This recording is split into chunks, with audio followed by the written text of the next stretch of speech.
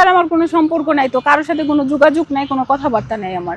তো এই যে এই বাসুরের সাথে কি সেই একদিনই হয়েছিল? হ্যাঁ হ্যাঁ, একদিনই। হ্যাঁ, পরে আর কোনো প্রস্তাব দেয়নি আপনাকে? না, তারপরে তো কে তো আর ওনাদের সাথে আমার কথা হয় নাই। কথা হওয়ার মধ্যে হচ্ছে আমি 2-3 বার ওনার হোটেলের সামনে যাই, যাওয়ার পর আমি যে টাকা পাইতাম, উনি যে হোটেল করার জন্য টাকা নিছে, আমি টাকা চাইতে যাই যে আমার টাকাগুলা দেন। উনি বলে যেগুলা তোর টাকা না, আমার ভাইয়ের টাকা। এটা সেটা অনেক বিভিন্ন ধরনের কথাবার্তা বলে। তারপরে পুলিশের সামনে আমার বাচ্চাকেও, হ্যাঁ পুলিশের সামনেও গেছে আমাকে লাথি মারতে, মানে আমার বাচ্চা নষ্ট করে ফেলায় বোপাটের, এরকম পরিস্থিতি ছিল। এই যে আপনার বাসুরের সাথে যখন সম্পর্ক হয় তখন এই বাচ্চাদের নিয়েও তো আপনার স্বামী একটা দাবি করতে পারে, যে এইবার দাবি করেছে যে এখন এই বাচ্চাটা নিয়ে কি হবে, আপনি কি মনে করেন? না না, আমার ভাসুরের সাথে যখন সম্পর্ক হয় তখন আমি কনসেপ্ট ছিলাম না, তখন ওই সময় ছিল না। ওটা তো হচ্ছে যে আপনার অক্টোবরের কাহিনী, এটা তার আগে। তো দেশবাসীর উদ্দেশ্যে শেষ কি বলবেন? দেশবাসীর উদ্দেশ্যে শুধু একটা কথাই বলতে চাই যে আপনারা আমার পাশে দাঁড়াবেন, আর আমার অনাগত সন্তানের জন্য সবাই পাশে দাঁড়াবেন, যে ওদের জানি যতটুকু শাস্তি হওয়া দরকার অতটুকু যেন শাস্তি হয়। আমি শুধু এটাই বলবো, প্রত্যেকটা মানুষের কাছে একদম অনুরোধ করে বলবো যে আল্লাহর রাস্তে আপনারা সবাই আমার পাশে দাঁড়ান।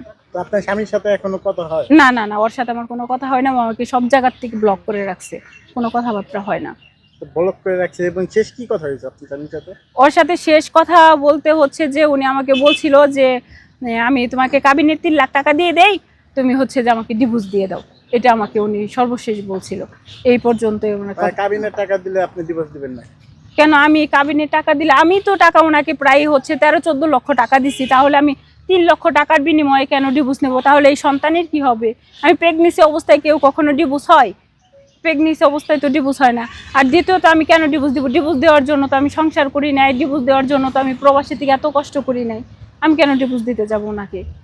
এখন তো সে আপনাকে মানতেছে না, আপনার চরিত্র এলো ডাকি দিচ্ছে। এটা তো তাদের কাহিনী, এটা তো তারা করতেছে। এই কারণেই তো আমি প্রত্যেকটা মানুষের কাছে বিচার চাচ্ছি, যে প্রত্যেকটা মানুষের পাশে দাঁড়াক। প্রত্যেকটা মেয়েকে ইচ্ছা করলেই বিয়ে করবে, ইচ্ছা করলেই ডিভোর্স দিয়ে দেবে। এটা কেমন? মন চাইলেই বিয়ে করতে পারবে, মন চাইলেই ডিভোর্স দিয়ে দেবে। তাহলে কি আমরা কি মানে খেলার পুতুল? মেয়েরা সবসময় খেলার পুতুলই হবে? প্রবাসীর উদ্দেশ্যে কি বলার আছে যারা এখন আপনাদের মতন মেয়েরা প্রবাসে আছে? আমি প্রত্যেকটা মেয়েকে এটাই বলবো যে ভাই, তোমরা কেউ কখনো কোনো অনলাইনে সম্পর্ক করো না, বিয়ে করো না। যাই হোক, বাবা মার অনুমতি নিয়ে সবসময় করো, দেশে আসো, নিজে দেখো শুনো, তারপরে বিয়ে শাদী করো। এরকম ফ্লড ছেলেদের পাল্লায় পড়ে নিজের জীবন আমার মতো নষ্ট করো না। আজকে যেমন আমি প্রতিনিয়ত রাস্তায় রাস্তায় ঘুরি, তোমাদের একই অবস্থা হবে। আমি শুধু হাজবেন্ডের কি আগের বিয়ে ছিল নাকি? না না না, উনি বিয়ে করে নাই। হ্যাঁ, প্রথম। আপনি কি করে ভাবলেন যে একজন আনমেরিড ছেলে আপনার দুইজন বেবি থাকা অবস্থা? ওনার যে কথাবার্তা ছিল, উনি যে আমার জন্য 2-3 বার ফাঁসি নিতেও গেছে, তারপরে অনেক কিছু করছে। আমি তো তখন এটা বুঝতে পারি নাই।